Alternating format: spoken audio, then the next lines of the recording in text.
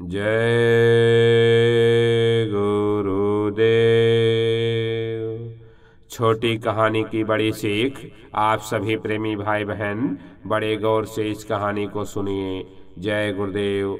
एक लड़का बड़ा होशियार था। वह सबको इतनी चालाकी और सफाई से ठगता था, कोई उसे पकड़ भी ना सके और वह दूसरों का माल भी ले ले। एक दिन वह एक धोबी घाट की तरफ गया। वहीं धोबी कपड़े धो रहा था। कुछ कपड़े सूख रहे थे।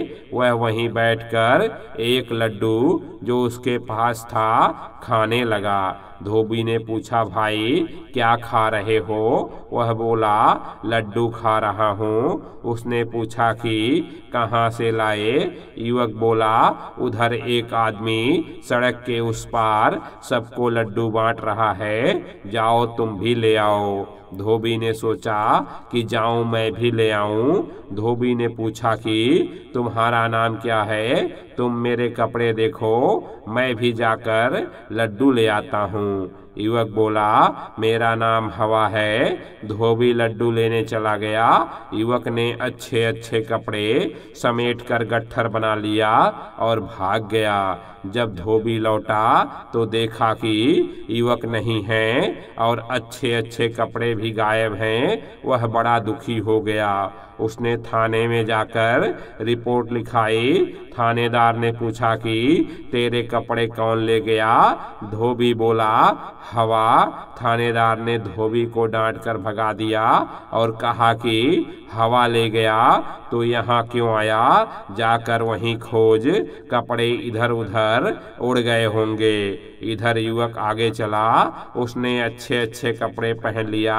एक ठाकुर साहब घोड़े पर जा रहे थे तो रास्ते में घोड़ा अड़ा हुआ था। युवक बोला, लाइए ठाकुर साहब, घोड़ा मैं मोड़ दूं, यह तो अड़ गया है। ठाकुर ने पूछा कि तुम्हारा नाम क्या है? वह बोला, गुम गया। ठाकुर ने घोड़ा उसके हवाले कर दिया।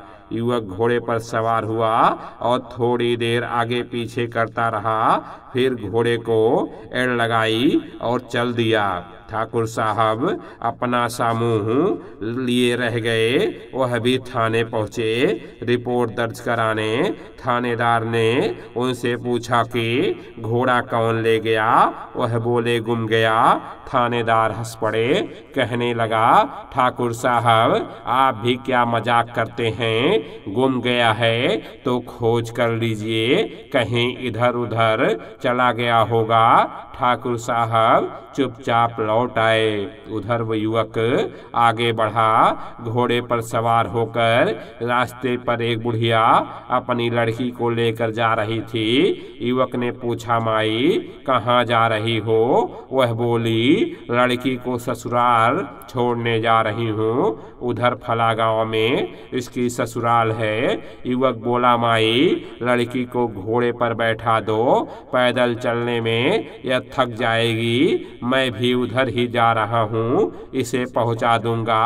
वह बोली, तुम्हारा नाम क्या है? वह बोला, दमाद जी। बुढ़िया ने लड़की को घोड़े पर बैठा दिया।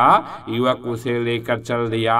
जब लड़की ससुराल नहीं पहुंची तो बुढ़िया परेशान हो गई और वह थाने रिपोर्ट लिखाने गई। थानेदार ने पूछा कि लड़की किसके साथ गई? वह बोली कि दामाद के साथ। थानेदार बोला कि माई तेरा दिमाग खराब है, दामाद के साथ लड़की चली गई तब क्यों यहाँ आई है? भाग जा।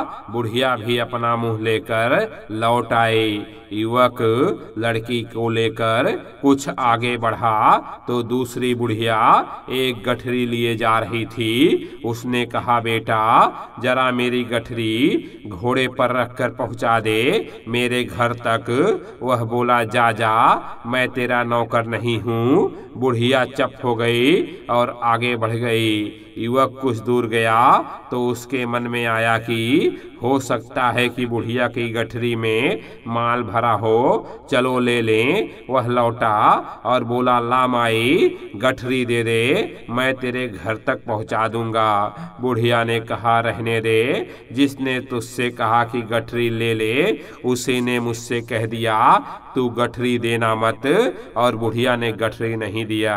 स्वामी जी महाराज ने कहा कि चालाकियाँ बहुत होती हैं पर वह भी कहीं ना कहीं खुल जाती हैं। जय गुरुदेव।